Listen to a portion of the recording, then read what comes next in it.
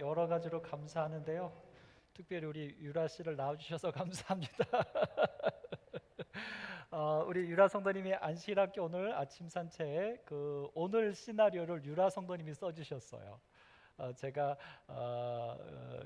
부탁을 좀 드렸는데 3달에 한 번 혹은 2달에 한 번씩 독일 가서도 써주시기로 했습니다. 특별히 유라 성도님의 전공인 음악을 가지고 또 아름다운 시나리오를 써주시고 또 독일과 유럽의 아름다운 사건들, 전경들을 저희들에게 특파원처럼 보내주시기로 약속해 주셨습니다. 여러분, 우리 오남교 성도님들 참 아름다운 이런 축복을 받은 것 같습니다. 예, 감사합니다. 또 이 자리를 빌어서 우리 황 집사님 어디 계세요? 우리 황 집사님이 요즘 안식일학교 순서의 모든 시나리오를 쓰고 계십니다. 우리 유상훈 부목사님 사모님이 그동안 썼다가 어떡하나 했는데 우리 황연아 집사님이 또 이렇게 아름다운 시나리오를 써주셔서 안식일학교 순서가 아름답게 진행되고 있습니다. 여러분 감사하죠?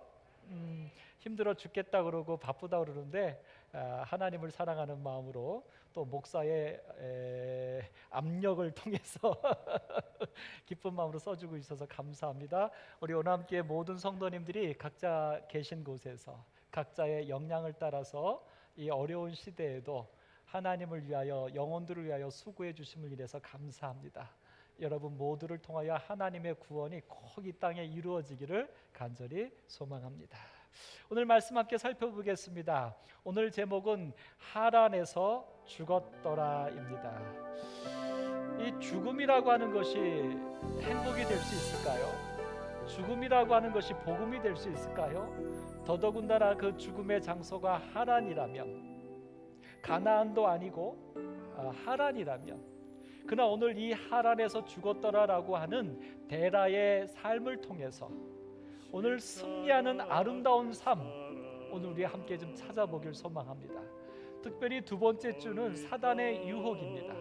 다른 말로 이 땅에 살아가는 우리들에게 다가오는 죄의 고난들, 삶의 어려움들, 그런 것들 속에서라도 우리가 승리할 수 있다라고 하는 아름다운 말씀을 함께 살펴보면서 우리가 용기 얻는, 용기 내는 이 안식일이 되기를 간절히 소망합니다.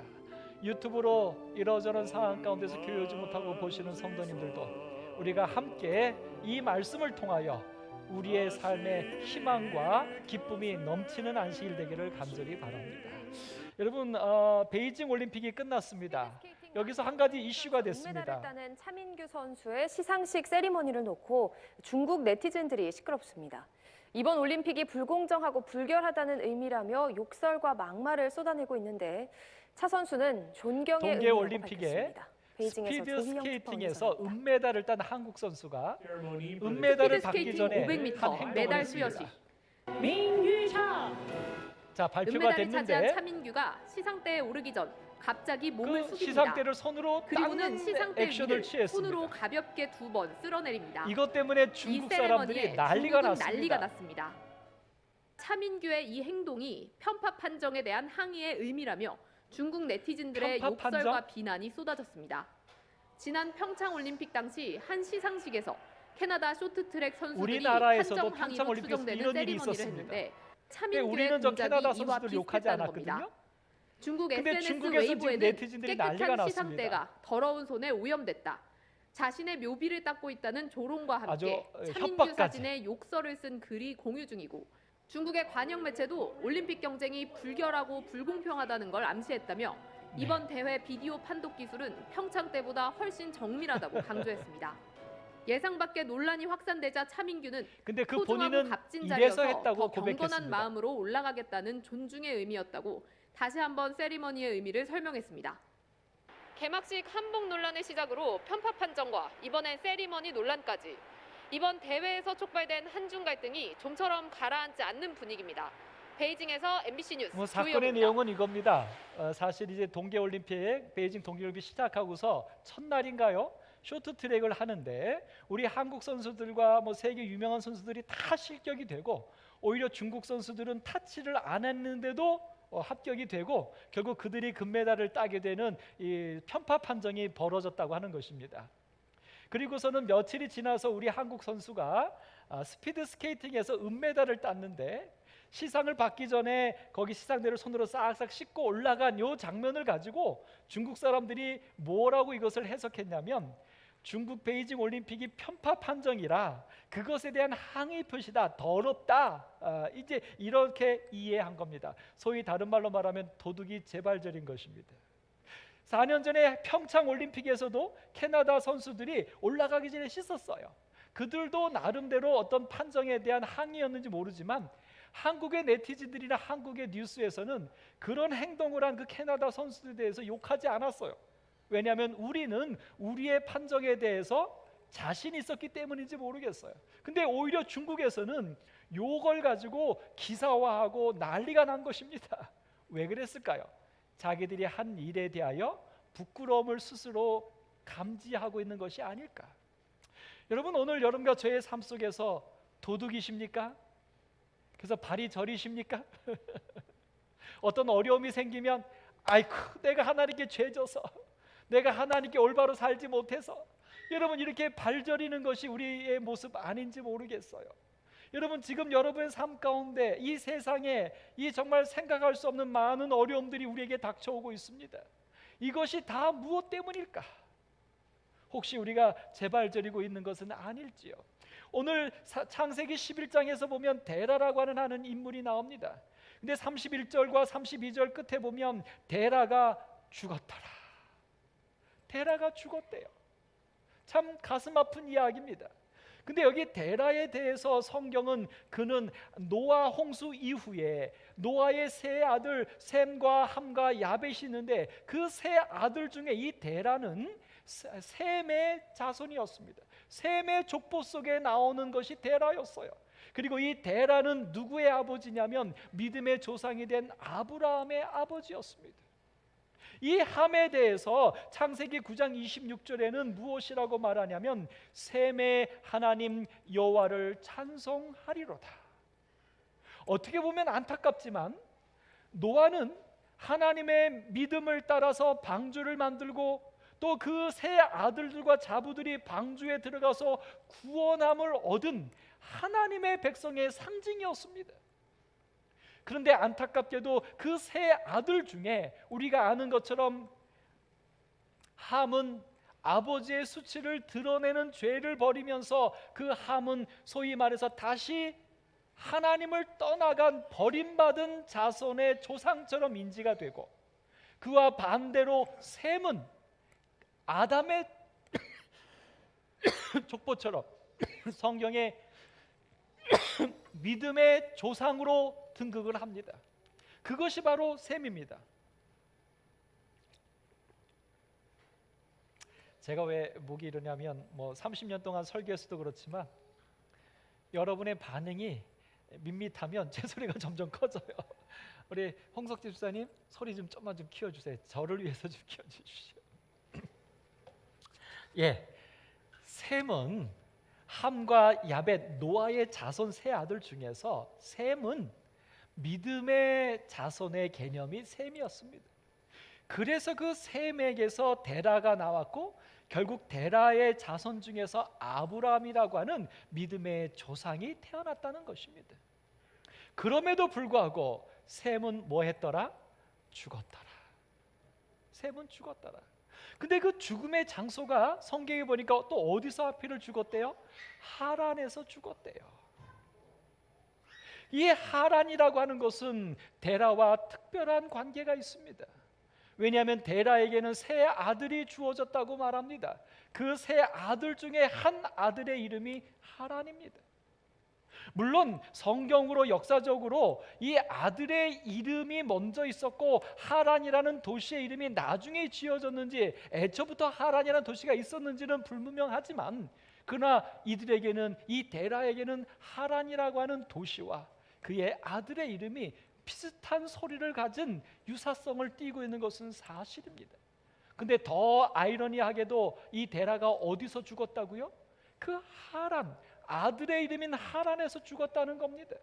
근데 여기서 하란은 또 아픔이 있어요. 하란은 어떤 아들이냐면 창세기 11장 28절에 보면 하란은 그 아비 데라보다 먼저 고향 갈대아인의 우르에서 죽었더라. 여러분, 사실 이 족보에는, 특별히 성경에 나오는 족보에는 중요하지 않은 내용들은 기록하지 않습니다. 근데 오늘 여기 지금 셈의 족보 가운데 하란의 죽음을 기록하고 있다는 것은 우리는 생각해 볼 여지가 있는 것입니다. 어떤 여지요? 그런 일이 흔치 않았다는 것입니다. 어떤 일입니까? 아들이 아버지보다 먼저 죽는 일은 흔치 않았던 것입니다. 그렇기 때문에 하란의 죽음을 성경에서는 족보에 미리 올려놓은 것입니다. 그러므로 우리는 이 사건을 이렇게 이해해 볼 수 있습니다. 이 데라가 죄인이었다는 거죠. 아니, 오늘 여러분과 제가 죽는 것은 우리가 죄인이라는 사실입니다. 아무리 데라가 셈의 자손이라 할지라도, 아무리 그 데라가 가나안을 땅을 가고자 갈대아 우르에서 떠났을지라도 데라는 죽을 수밖에 없습니다. 마찬가지로 여러분과 제가 아무리 하나님의 말씀대로 진리대로 순종하며 살지라도 우리는 뭐 할 수밖에 없어요? 죽을 수밖에 없어요. 우리는 또 뭐 할 수밖에 없습니까? 아픔과 고난이 우리의 삶에 이르러 올 수밖에 없습니다.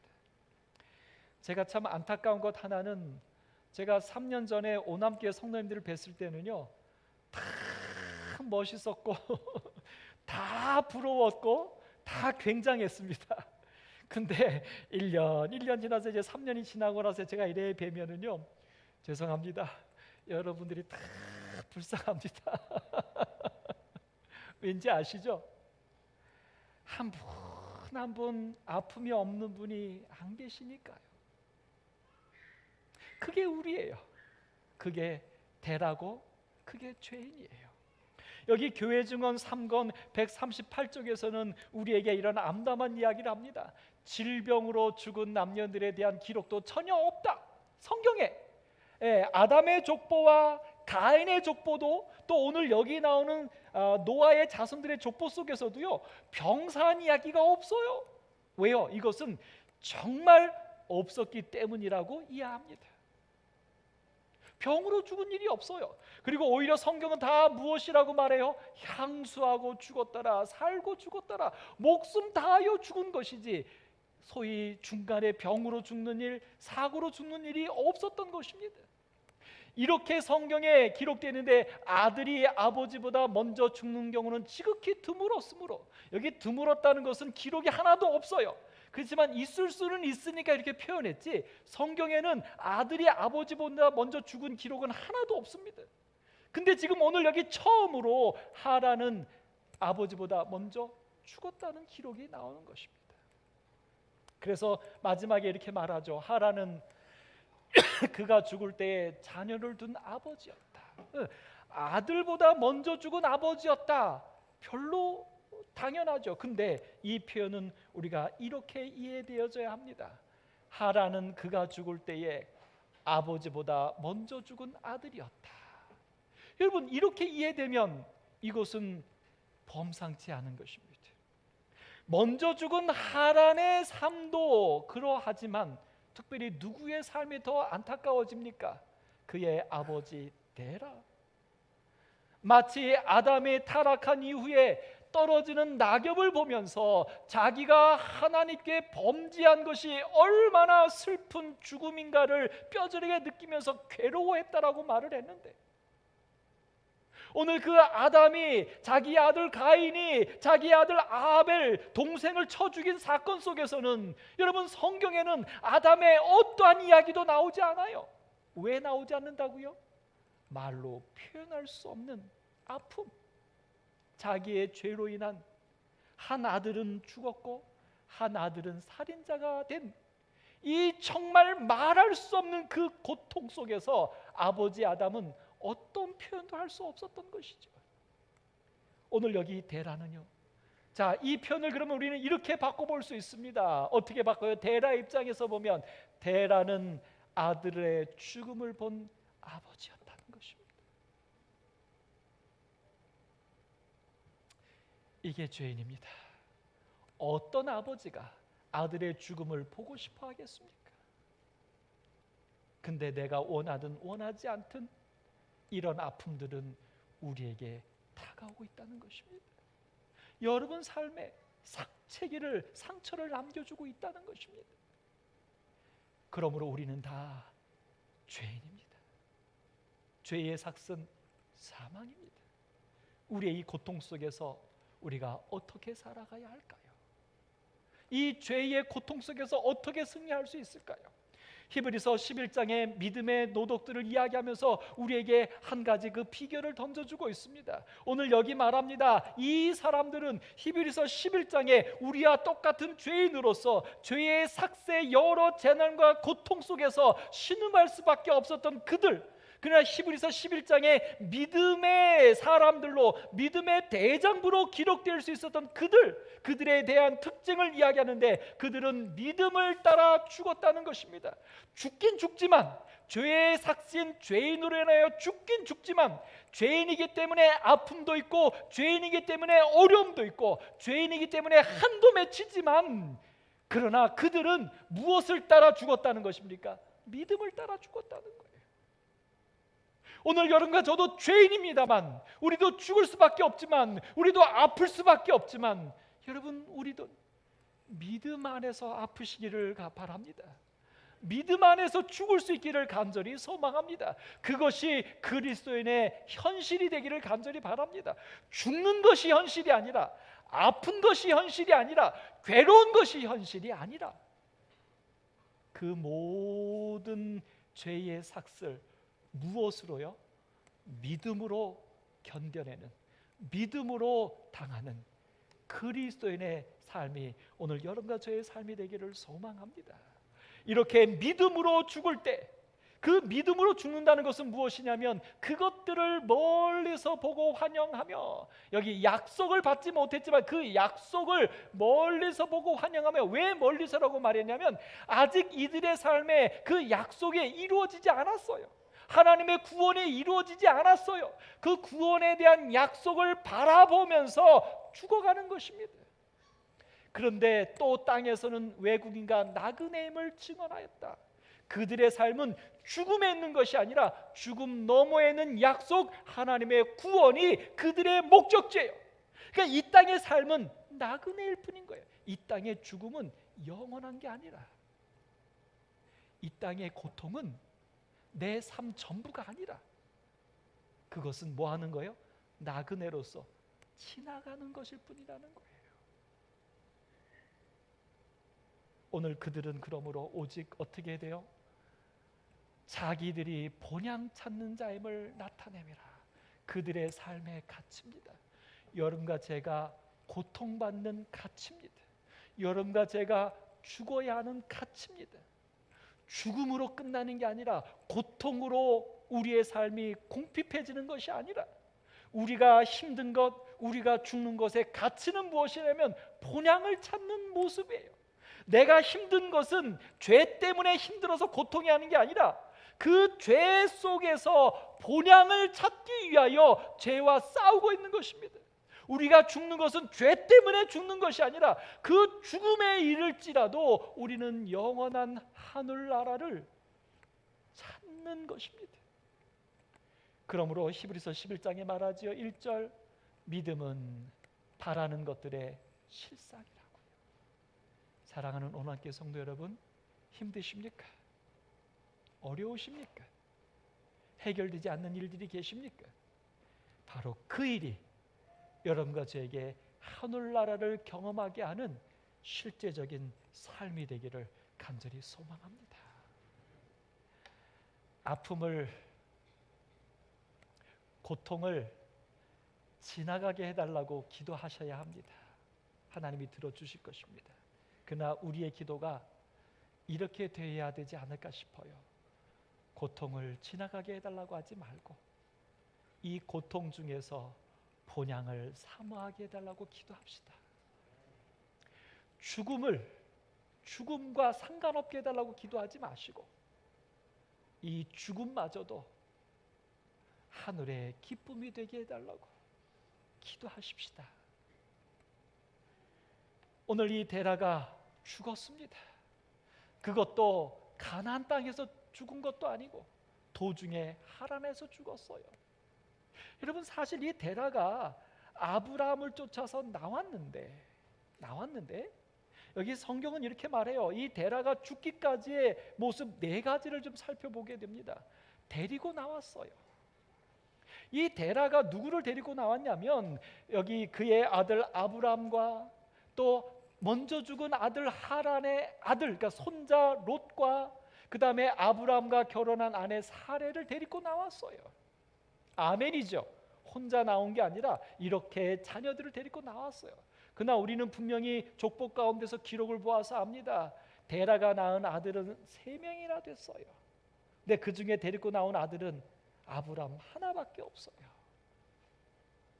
하란이 자식을 낳았는데 하란의 자식 중에 롯 하나만 난 게 아닐 겁니다. 근데 손주 중에서는 롯 하나만 나왔어요. 그의 아들 나홀이 있었어요. 물론 성경에 보면 나홀의 손녀가 이제 리브가가 돼서 이삭과 결혼하게 된 사건을 보면 그 나홀이 언젠가는 갈대아우르에서 떠나온 것을 확인하게 되지만 적어도 이 아버지가 나올 때 그의 아들 나홀은 쫓아나오지 않았어요. 그의 자손들도 나오지 않았어요. 결국 이 데라가 갈대아우르에서 나올 때에, 가나안을 향하여 떠날 때에 그는 다 데리고 나오지도 못한 아버지였어요. 더더군다나 데라가 그 갈대아우르에서 나오게 된 이유는 성경에 정확하게 기록해 있지 않지만 우리가 미루어 짐작해 볼 수 있는 것은 무엇입니까? 갈대아우르에서 그의 아들이 먼저 죽었어요. 그의 아들의 죽음을 경험한 이 데라는 아마도 갈대아우르가 하늘나라가 될 수 없음을 경험한 것이 아닐까. 그의 아픔 속에서 데라는 가나안을 바라볼 수 있었다는 것입니다. 그의 고통 속에서 데라는 본향을 사모하게 되었다고 하는 사실입니다. 사랑하는 여러분, 오늘 여러분과 저의 삶에 있는 고난들 속에서 우리 본향을 바라보는 데라의 삶이 우리의 삶이 되기를 간절히 바랍니다. 자, 그러나 우리가 떠나 나올 때에 다 데리고 나올 수 없어요. 그러면 우리는 어떻게 할 수밖에 없습니까? 롯처럼 머무르려고 할 수밖에 없지요. 그러나 여러분, 아닙니다. 우리가 할 수 있는 일은, 본향을 사모하는 일은 거기까지일지 몰라요. 데라가 나옵니다. 그 데라가 나온 이유는 갈대아우르를 떠났지요. 가나안까지 가려고 했습니다. 아들이 죽은 그곳에서 데라는 희망을 가질 수 없었지요. 그래서 가나안을 꿈을 꿉니다. 근데 이 떠났던 그 데라가 가나안 땅에 들어가지도 못하고 하란에서 죽습니다. 아까 말했던 것처럼 이 하란은 그의 아들의 이름과 유효입니다. 데라가 왜 하란에서 죽었을까? 왜 하란에서 멈추었을까? 우리는 그의 이야기를, 고백을 성경에서 볼 수 없지만 분명한 것은 갈대아 우르를 떠날지라도, 우리가 본향을 향해서 떠날지라도 어쩌면 우리의 힘으로는, 우리의 의지로는, 우리의 삶으로는 가나안까지 못 갈 수도 있다는 것입니다. 중도에 끝날 수도 있어요. 우리의 믿음이 약해서, 혹은 우리의 의지가 약해서, 아니면 이 세상의 삶이 우리를 가나안까지 들어가지 못하도록 막을 수도 있습니다. 그러나 여러분, 염려하지 마십시오. 하나님은 우리가 가나안까지 들어가야지만 우리를 구원하시는 분이 아닙니다. 하나님은 갈대아 우르를 떠나는 순간 그들을 향하여 믿음의 자녀라고 말씀해 주십니다. 그들과 함께합니다. 성도 여러분, 혹여 여러분과 저의 지금의 모습이 아무리 생각해 보아도 내가 꿈꿨던 가나안의 모습이 아직 아니 됐을지라도, 그리스도의 모습이 아직 아니 됐을지라도 그것으로 인하여 좌절하거나 염려하지 마십시오. 여러분과 제가 아들이 죽을 수밖에 없는 이 세상이 낙원이 아니라는 사실을 확신하고 그 갈대아 우르를 떠나는 것, 그것만으로도 하나님은 충분히 우리를 받아주시고 우리와 함께 하시는 분이심을 인하여 감사합니다. 여러분, 가나안까지 가고자 했지만 가지 못했을 뿐만 아니라 죽었습니다. 아니, 이렇게 바꿀 수도 있죠. 만약 데라가 가나안 땅까지 갔다 할지라도 역시 그의 마지막은 뭐였을까요? 죽었더라. 오늘 여러분과 저의 삶이 죽을 것입니다. 왜요? 죄인이니까 죽을 거예요. 다른 말로 말하면 죄인은 죽어야 합니다. 이런 거 제가 하늘나라 가고 싶어 하시죠? 그런데 질문 드릴게요. 요 모습 그대로, 요 생각, 요 상태 그대로 하늘만 가면 되시겠어요? 예? 우리 황배우 장로님 웃음소리가 저한테 해드렸어요. 장로님, 지금 요 모습 그대로, 요 몸 그대로, 요 성격, 장로님 성격 그대로 그냥 하늘만 가서 살면 되겠습니까? 그건 아니죠. 죄인은 죽어야 합니다. 죽는 것을 두려워하지 마십시다. 죽는 것을 염려하지 마십시다. 죽어야 합니다. 이 모습은 죽어야 해요. 오늘 가나안 땅에 못 들어갔을지라도, 우리가 가기 전에 죽을지라도 그곳으로 염려하지 않게 되기를 간절히 바랍니다. 그리고 오늘 여기 데라는 거기 거류하였다라고 기록해요. 거기는 바로 어디입니까? 하란이에요. 하란은 어떤 곳입니까? 지역적으로는 갈대아 우르와 같은 범주예요. 갈대아 우르의 문화와 하란의 문화는 동의합니다. 같은 개념이에요. 그러니까 이 데라가 갈대아 우르, 아들이 죽은 우상 숭배의 도시, 구원이 없는 도시에서 떠나서 가나안을 가려고 했지만 결국 그가 간 것은 갈대아 우르는 떠나지 못했지만 똑같은 하란을 벗어나지 못했어요. 죄의 세상을 벗어나지 못했다는 거죠. 거기다 플러스 알파 하란은 그의 아들이 죽은 곳이에요. 죽은 이름의 장소예요. 결국 이 데라는 죽음을 떠나지 못한 거예요. 죄를 벗어나지 못한 거예요. 그가 가고자 했지만 그는 스스로 벗어날 수 없었던 것입니다. 오늘 마찬가지로 여러분과 제가 오늘 죄가 우리 속에 들어온 이후에 하나님께서 말씀하신 것처럼 우리는 흙이니 흙으로 돌아갈 수밖에 없어요. 흙으로 돌아갈 때까지 수고할 수밖에 없어요. 수고의 삭은 죽음뿐입니다. 여러분, 이렇게 주어진 죄인의 운명이 오늘 여러분과 저에게 견딜 수 없는 모습이 아니라 우리의 본래 모습인 것을 받아들이시게 되기를 바랍니다. 그리스도인이라 할지라도 우리의 삶에 죽음은 없을 거야, 우리의 삶에 땀을 흘리는 없을 거야. 여러분, 절대 그렇지 않습니다. 여러분과 제가 그리스도인이지만 아직 우리가 사는 이곳은 죄의 세상이기 때문에 그래요. 그러므로 여러분, 혹자들이 신앙을 빌미로 하여 우리를 현혹하게 하는 이야기, 하나님을 믿으면 만사 형통, 아니요, 그런 일 없습니다. 아니, 오히려 성경의 계시록에서의 마지막 때에 대한 예언은 마지막 때로 갈수록 더 고통이 심해질 거라고 말할 뿐입니다. 더더군다나 여러분과 제가 만약에 하나님을 향한 믿음을 갖고 살면 살수록 그런 사람들에게는 더 어려움을 사단이 더하여 준다고 하는 것이 성경의 얘기입니다. 그러므로 사랑하는 성도 여러분, 안타깝지만 여러분과 제가 마지막 시대를 살고 있는 재림의 시대를 살고 있다라고 확신하신다면 여러분 삶에 땀을 흘리거나 죽는 일이 없을 것을 기대하지 마십시오. 그리고 만약 여러분과 제가 정말 남은 자손으로 살고 있다면 사단은 우는 사자처럼 남은 자손을 삼키려고 우리에게 더 심한 고난과 고통을 준다는 것이 예언입니다. 그러므로 오늘 여러분과 저의 삶에 예수님 재림하심으로 이 모든 고통과 죽음의 근원인 죄를 끝내시기 전에는 우리의 삶에 평화와 평화로움이 있을 것을 기대하지 마시고 오히려 우리가 기대할 것은 뭐예요? 그런 삶 속에서 나그네처럼 그럴수록 더욱 본향을 바라보며 하란이 죽었을 때 갈대아 우르를 떠났던 데라처럼 오늘 우리의 삶에 어려움이 있을수록 더욱 본향을 사모하는 믿음으로 약속을 붙잡는 오늘 여러분과 제가 되기를 간절히 소망합니다. 여러분, 오늘 우리는 그리스도인입니다. 축복만 받기 때문에 그리스도인이 아니라 우리의 삶에 고난이 있을지라도 본향을 사모하기 때문에 그리스도인입니다.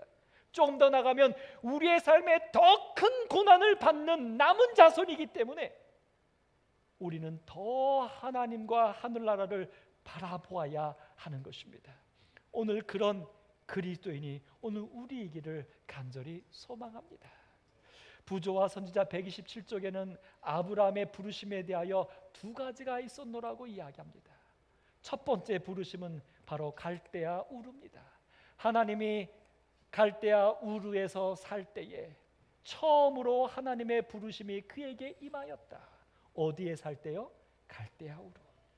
갈대아 우르는 우상 숭배의 도시였습니다. 우상을 숭배하는 곳이었어요. 오늘 그곳에서 하나님은 아브라함을 불러냈습니다.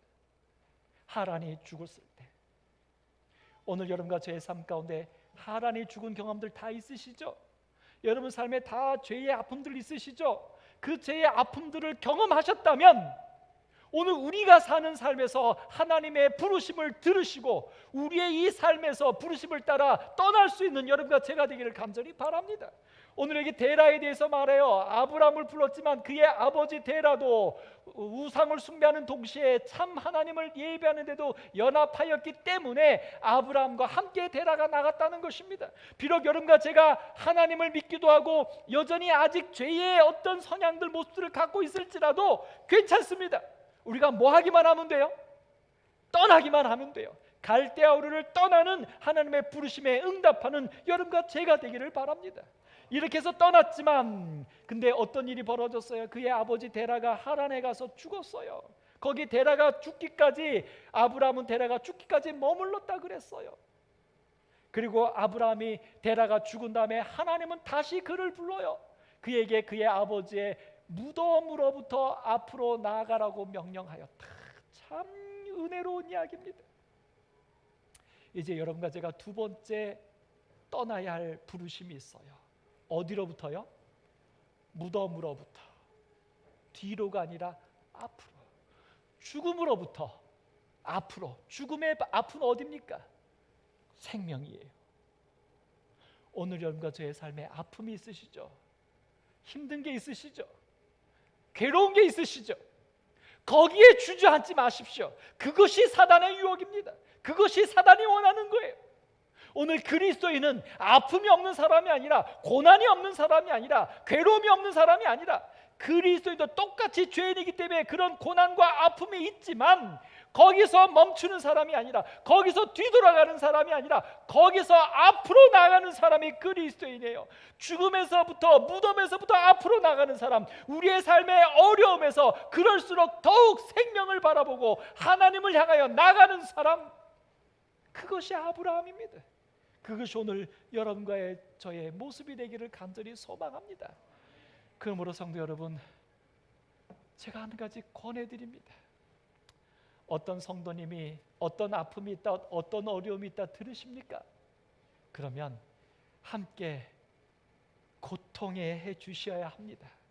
그러나 함께 고통해 하는 것은 잠깐만 하세요.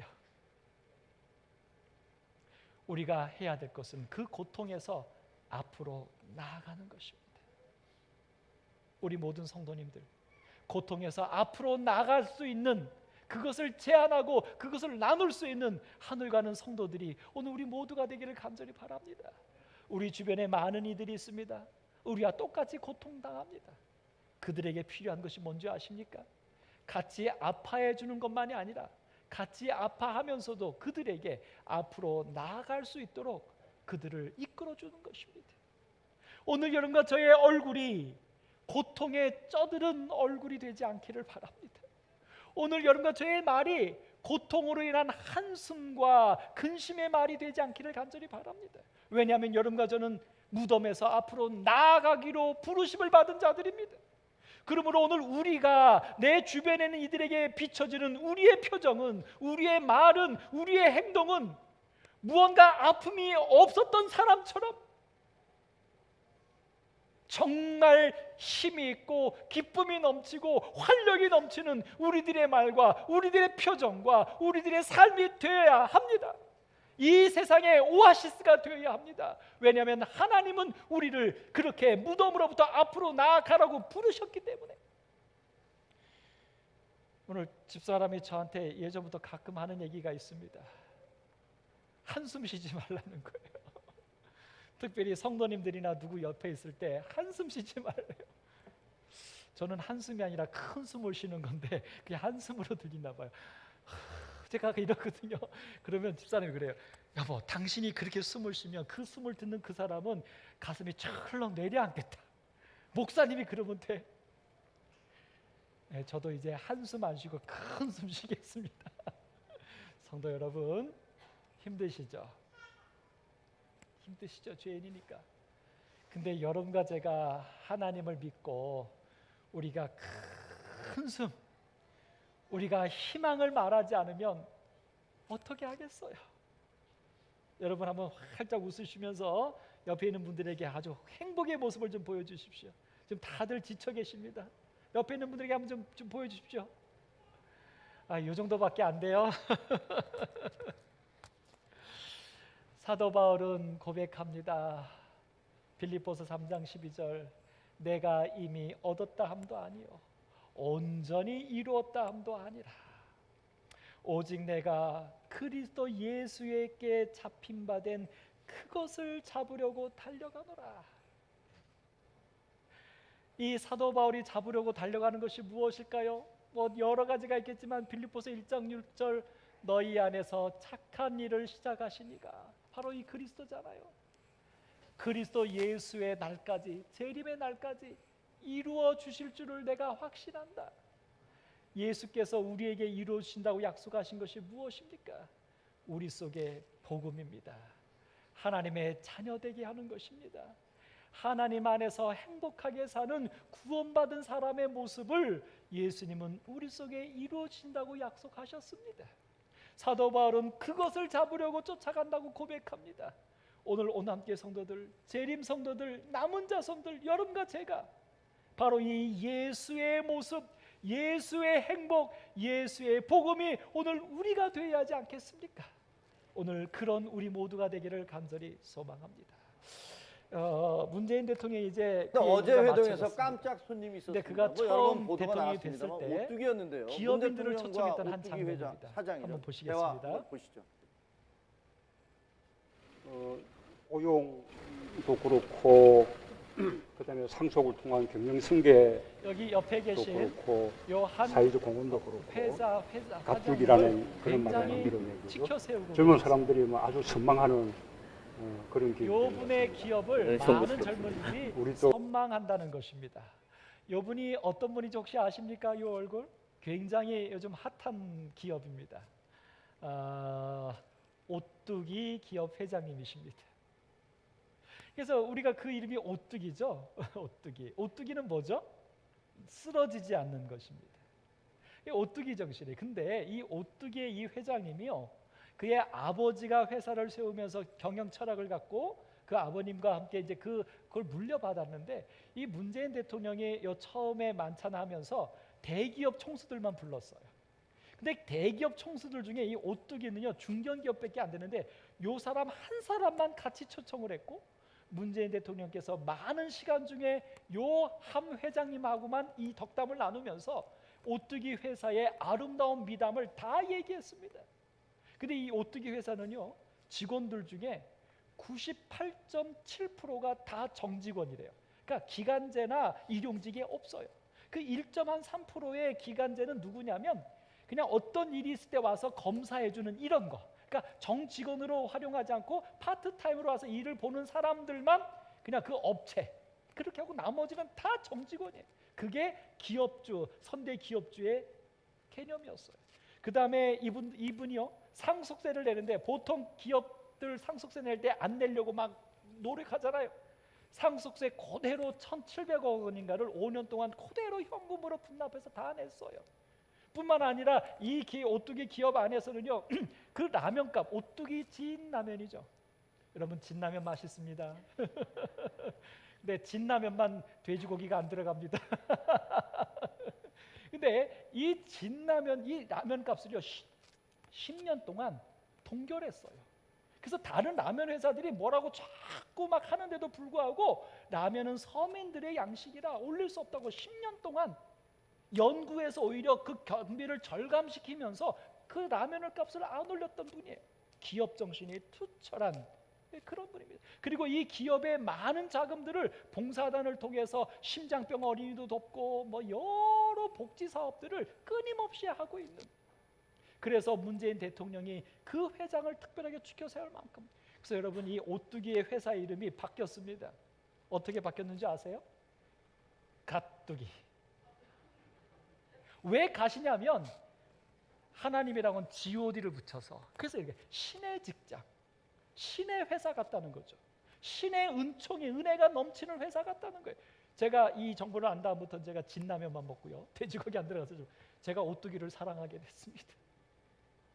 여러분, 한 기업을 어떻게 가뜩이라고 붙일 수 있을까?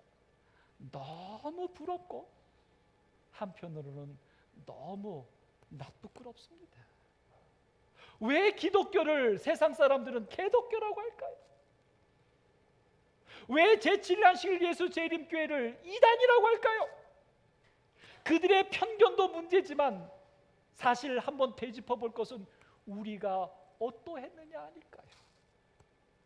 이 마지막 시대에 세상 사람들이 누구에게 도움을 받아야 하겠습니까? 하나님을 모르는 사람들이, 죄의 삭스로 고통당하는 사람들이 어디를 찾아야 하겠습니까? 요즘 희한하게도 이 과학시대에 점치는 일들이 얼마나 더 많이 늘어나는지 몰라요. 장난과 재미도 겸하였지만 얼마나 그런 일들이 많이 일어나는지 몰라요. 어떻게 이 마지막 시대에 점치는 일이, 정신과 의사와 상담 일들이 많이 늘어나야 합니까? 제7일 안식일 예수 재림교회 남은 자손은 뭐 하고 있습니까? 사단은 그의 모든 세력을 모아서 그의 일에 집중하고 있습니다.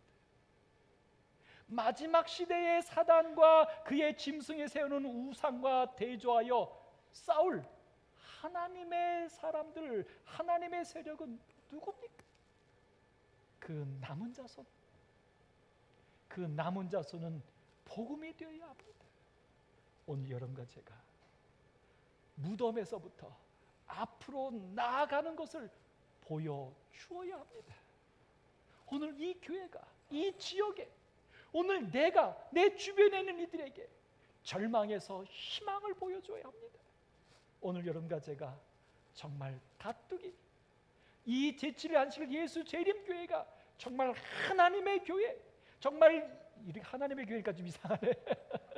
여러분과 제가 정말 하나님의 구원하심과 은혜가 넘치는 오늘 복음의 교회가 되기를 간절히 소망합니다. 히브리서 10장 39절에 말합니다. 우리는 뒤로 물러가 침륜에 빠질 자가 아니요 오직 영혼을 구원함에 이르는 믿음을 가진 자니라. 아멘. 여기 영혼을 구원하는 믿음, 오늘 여러분과 제가 해야 합니다. 근데 이 영혼을 구원하는 믿음을 갖기 전에 우리가 해야 될 것이 뭐냐면 침륜에 빠질 자가 아니요. 오늘 함께 성도들이시여, 어렵습니까? 한숨 쉬지 마세요. 근심하지 마세요. 어려울수록 침륜에 빠지지 말고 본향을 사모하면서 일어나십시다. 갈대아 우르에서 떠나고 무덤에서 떠나서 오늘 여러분과 제가 침륜에 빠지지 말고 어려울수록 더욱 찬양하고 괴로울수록 더욱 감사하고 그런 우리의 모습이 이 세상에 정말 하나님의 복음이 될 수 있기를 간절히 소망하면서 말씀을 마치겠습니다. 일어나서 함께 찬양하겠습니다.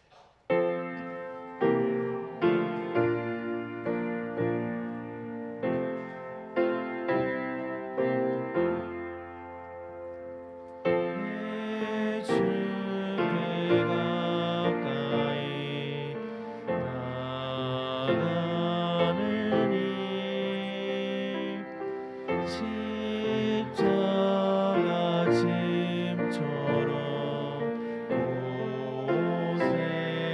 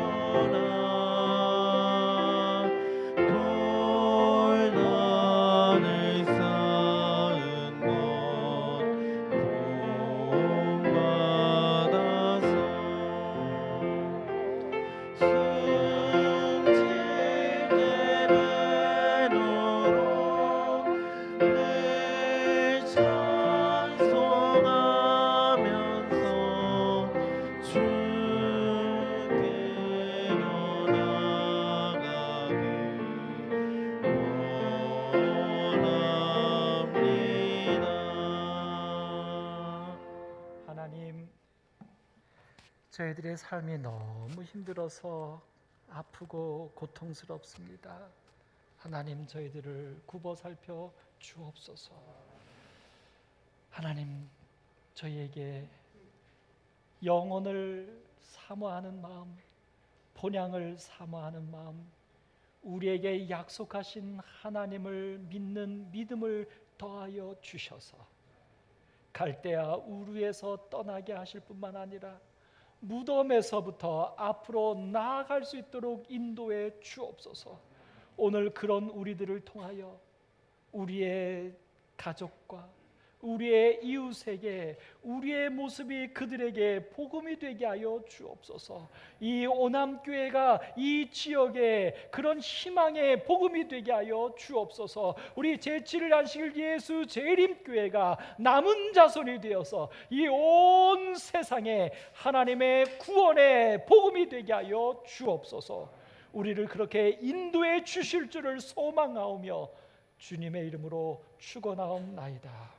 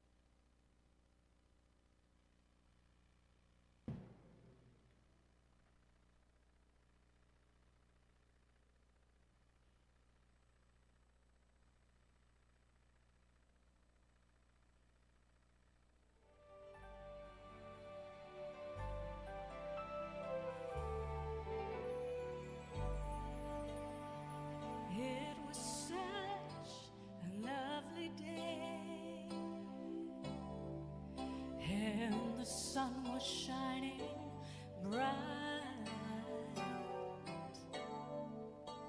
a gentle breeze was blowing my way, not a storm cloud in sight. Then suddenly, without a warning, a storm surrounded my life. Oh, And even in the storm, I can feel the calm. And here's the reason why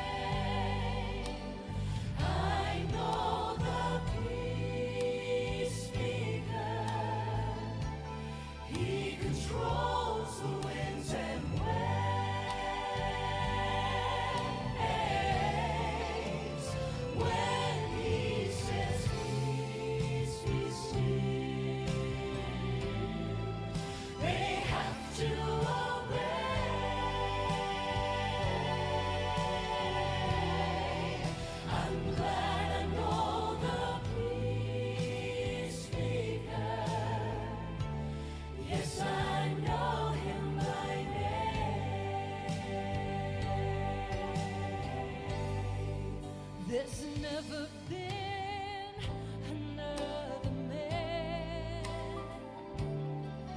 with the power of this friend. By simply saying peace, be still,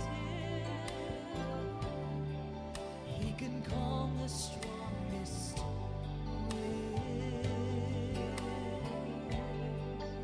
So now I'll never worry when the storm clouds come my way. I know that He's near to drive away my fear. I can smile and say, I know the peace speaker. I know him by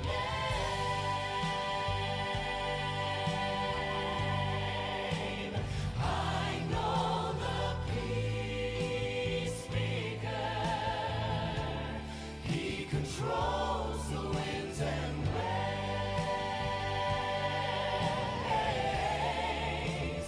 When he says peace, be still, they have to obey.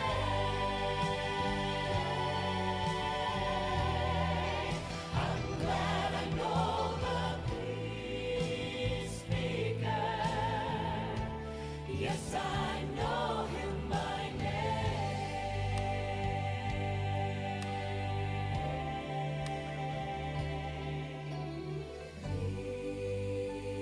Peace, peace, wonderful peace, coming down from the Father above.